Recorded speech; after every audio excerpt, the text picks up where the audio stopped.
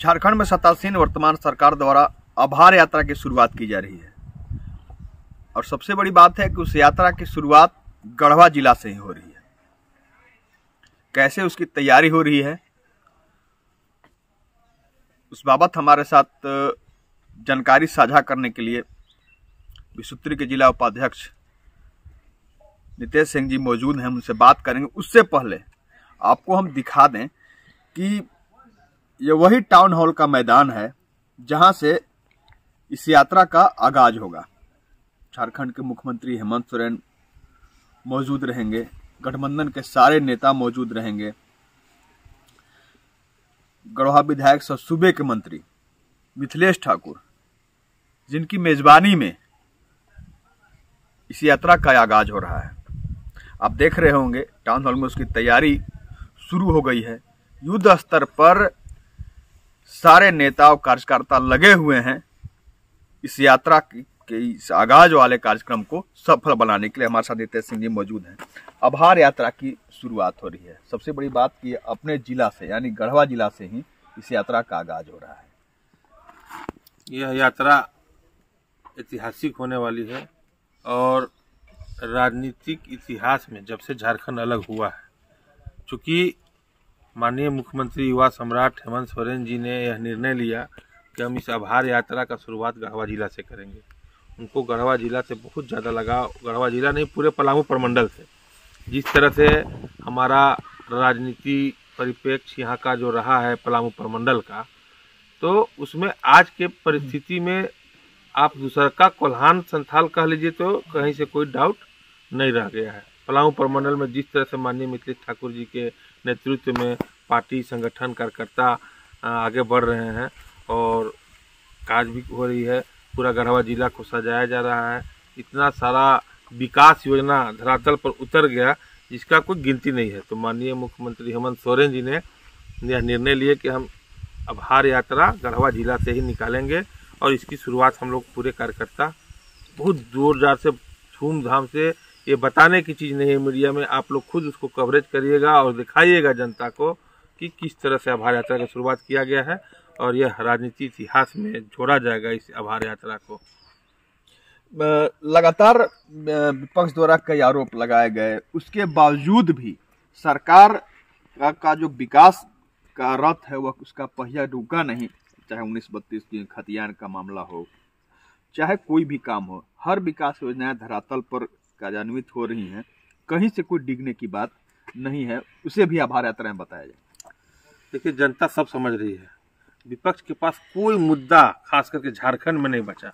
अगर हम 1932 के खतियान अगर लागू किए, विधेयक पारित किए, विधानसभा में पास कराए, तो आज हम गर्व से, हम हो या आप हो या कोई भी झारखंडी, यह कह सकता है कि हम गर्व से कह रहे हैं कि हम झारखंडी हैं। और हमारे जो आने वाले पीढ़ी, हमारे जो बच्चे लोग हैं जो पढ़ेंगे लिखेंगे और उनको 30 वर्गीय चतुर्थवर्गीय कर्मचारी में नौकरी लगेगी, तो हमारे बच्चे को अदर स्टेट झारखंड, छत्तीसगढ़, उत्तर प्रदेश, बिहार, बंगाल के लोगों से कंपटीशन में नहीं बैठना पड़ेगा। तो ये बहुत बड़ी बात हेमंत सोरेन दे गए और इसको लेके भाजपा विचलित हो चुकी है, पूरी तरह से विचलित हो चुकी है।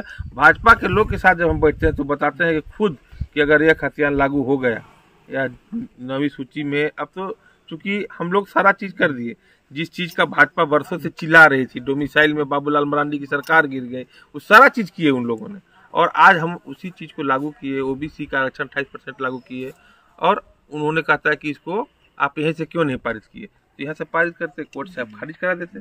तो आप उसको लोकसभा में, आपका सरकार है केंद्र में, आप उसको लोकसभा में पारित करके और झारखंड के जनता को 90% जनता, 10% आपकी जनता है, भाजपा की जनता है, तो आप 90% पर के लिए काम करेंगे कि 10% के लिए काम करेंगे, ये आपके ऊपर डिपेंड करता है। तो 1932 के खतियान अगर लागू हो जाने से ये इनके पास कोई जनाधार नहीं बचा है। सिर्फ ये चिल्लाएंगे। आज जो भी अवैध खनन का मामला है, बालू उत्खनन का मामला है, जितना भी मामला है, सब सिर्फ रघुवर दास के सरकार से स्टार्ट हुआ है और 2019 में खत्म हुआ है। और जांच कहाँ से चल रहा है? नीचे से चल रहा है। तो अगर आपकी सरकार है, केंद्र में जांच एजेंसी है, उसका आप दुरुपयोग जितना चाहे कर ले। हम जेल जाने से डरते नहीं हैं। झारखंड मुक्ति मोर्चा आंदोलनकारी पार्टी है और हम जेल जाएंगे, लाठी खाएंगे, तीर धनुष उठाएंगे, हथियार उठाना पड़े तो उठाएंगे, लेकिन हम जनता, झारखंड के जनता को आज़ाद करके रहेंगे। 1932 के खतियान लागू कर दिए हैं और अब भाजपा के पास कुछ मुद्दा बचा नहीं है, तो बस ये अपना चिल्लाते रहे, मुद्दा विहीन हो गई भाजपा। जब भी स्थानीय विधायक सूबे के मंत्री मिथिलेश ठाकुर से जब भी इंटरव्यू लेने का वक्त होता है, तब चाहे किसी सार्वजनिक कार्यक्रम में भी वो बोला करते हैं कि हमने अपने संघर्ष के दरमियान देखा था, लोगों के कसब को महसूस किया था कि किस तरह लोग गांव में जाने पर कहते थे कि अब फलाना काम जो इतने सालों से नहीं हो रहा है, हम लोग परेशानी में जीवन बसर कर रहे हैं। उसी परेशानी को महसूस करते हुए जब वो वहाँ पर उनसे बात करते थे तो कहते थे कि जब अभी हाथ में मेरे पास कोई अधिकार नहीं, जब अधिकार आएगा तो इसी अनगढ़ गढ़वा को, जो गढ़वा गढ़ा नहीं गया है, उसको गढ़ूंगा। गढ़ा भी जा रहा है। आज आप देख सकते हैं, आज गिनती नहीं है गढ़वा विधानसभा के जितना गांव है आज मुख्य सड़क से जोड़ दिया गया, उसमें काम युद्ध स्तर पर चालू है। जितना पुल पुलिया था जो गांव का कनेक्टिविटी शहर को जोड़ता था, सभी जगह पुल पुलिया। हमको तो लगता है कि आने वाले साल भर में नदी नहीं मिलेगा पुल बनाने के लिए, और रोड नहीं मिलेगा कि कहाँ पर रोड बनाया जाए। यह चीज सिर्फ आज भाजपा के लोग गढ़वा, अगर गढ़वा में भाजपा का बात कीजिए, विपक्ष का बात कीजिए, तो यहाँ पर तो अपने 4 भाग में लोग बटा हुआ है। और जिस तरह से हमारे पूर्व विधायक सत्येंद्र नाथ तिवारी जी बड़ी बड़ी बात करते हैं, सिर्फ भैया जी चिल्लाते हैं, तो आप अच्छा चीज को भी तो बोलिए। आपके खोनहर नाथ, आपके घर के बगल में खोनहर नाथ को इतना बड़ा विकसित कर दिया गया, पर्यटक के दिशा में निजी फंड से वहाँ पर द्वार बनाया गया। डुमरिया, गोवावल के डुमरिया में +2 विद्यालय, वहाँ के बच्चियाँ लोग आती थी गढ़वा, वो सब विद्यालय बन गया वहाँ पर उनके गांव में, उनके गोवावल क्षेत्र में। आज बड़ा बड़ा काम, बड़ा बड़ा रोड पूरे गढ़वा विधानसभा में आप छोट मोट का चिल्ला रहे हैं, कोई मुद्दा बचा नहीं है। और ये लोग आपस में भी लड़ रहे हैं कि टिकट किसको मिलेगा, नेता कौन है, या पहले ये लोग निर्णय कर लें तो भाजपा के लिए भी अच्छा होगा। क्योंकि भाजपा में कौन नेता है और कितना भाजपा है, पहले ही जनता को बताने का काम करेंगे लोग, उसके बाद भैया जी से लड़ेंगे। और क्योंकि भैया जी विकास में ध्यान देते हैं, इन लोगों की बातों में हम लोग ध्यान देते हैं ना, भैया जी ध्यान देते हैं। भैया तो भैया है, ये पूरे क्षेत्र के भैया, और भैया विकास कर रहे हैं, विकास का भैया है। आप लोग चाहे मंत्री जी हो, आप हो, बात का जवाब बात से नहीं, बात का जवाब काम से देने में। काम पर हम लोग विश्वास रखते हैं और जनता को काम चाहिए। आज़ादी के 70 साल बाद भी यहाँ पर न पीने का शुद्ध पानी था, न पढ़ने का स्कूल की व्यवस्था था।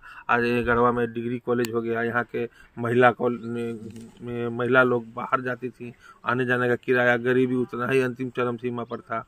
यहाँ आपका गढ़वा जिला का रंकाराम, कंडा, चिनिया जैसे सुदूरवर्ती गांव में प्राथमिक विद्यालय में शिक्षक नहीं हुआ करते थे। आज रंका ऐसे जगह में डिग्री कॉलेज हो गया, रंका ऐसे जगह में आपका आदिवासी छात्रावास हो गया, आदिम जनजाति लोगों के लिए छात्रावास हो गया। आपका खरगाड़ा में अल्पसंख्यक विद्यालय, ओबीसी छात्रावास हो गया, और खरगाड़ा में अल्पसंख्यक विद्यालय हो गया, गढ़वा में महिला डिग्री कॉलेज हो गया। तो ये सब चीज़, शिक्षा, स्वास्थ्य, आपका चिनिया में हॉस्पिटल बन रहा है, रमकंडा में, भंडरिया में CSC हॉस्पिटल का निर्माण कराया जा रहा है, सभी जगह काम लगा हुआ है, आप लोग भी देख रहे हैं। तो हम लोग अगर सब काम करेंगे कि तो ये जानबूझ के उसमें बाधा डालते हैं कि ये हम इनको छेड़ेंगे और हम लोग उलझ जाए, और विकास बाधक लोग हैं ये। जब उससे भी नहीं बनता है तो ये जमीन वाले को उकसाते हैं। और जमीन तो हम मालगुजारी भरते हैं, सरकार का जमीन होता है, GM लैंड होता है, उसमें सरकारी काम हम किसी तरह कर सकते हैं। अब उसमें ये रोड जहाँ बनेगा तो वहाँ पर आग लगाने का काम करेंगे वहाँ की जनता के कि तुम्हारा हम जमीन बचा दे, वो चला हुआ DC साहब ही हैं, आवेदन लेके लोग आपातकाल पहुँच जाता है कि हमारा जमीन बच जाएगा।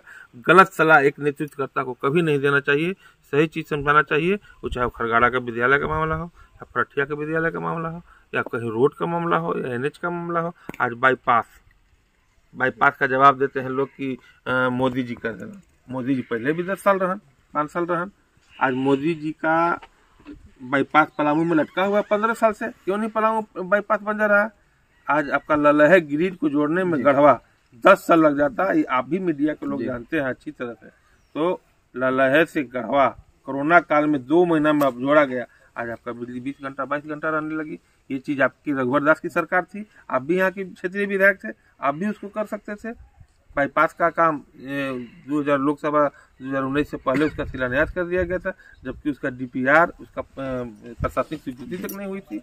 उसको जाके माननीय मंत्री जी, केंद्रीय मंत्री नितिन गडकरी से मिलके इस बाईपास को लैंड रिक्विजिशन सारा जो प्रक्रिया होता है पूरा करा के आज देखिए आपका बाईपास में गाड़ी दौड़ने की स्थिति में हो गई। तो 2023 लास्ट करते करते तक जितना धरातल परियोजना चल रहा है सब दिखने लगेगा और गढ़वा बदला बदला नजर आएगा। और उसके बाद हम लोग जनता से वोट नहीं मांगेंगे, हम लोग कहेंगे कि अगर हम लोग काम किए होंगे, झारखंड मुक्ति मोर्चा काम की होगी, मिथिलेश ठाकुर काम किए होंगे तो आप लोग वोट दीजिएगा, और नहीं काम किए होंगे तो हम हाथ जोड़ के इतने पर विदा लेते हैं जनता से। बहुत बहुत धन्यवाद। यह जो अल्फाज नीतीश जी की जुबान से निकल रहा था मजबूती से तभी निकलता है जब हम धरातल पर होते हैं। राजनीति में अगर आप केवल लफाजी बोलने में रहेंगे तो आप इतना मजबूती से जवाब नहीं दे पाएंगे सवाल का। हम बात अगर आभार यात्रा की करें तो जनता ने जो जनमत दिया था उस जनमत के को तवज्जो देते हुए सरकार द्वारा जो काम किया जा रहा है पूरे राज्य में, उसी को लेकर के आभार जताने के लिए ही इस आभार यात्रा की शुरुआत की जा रही है।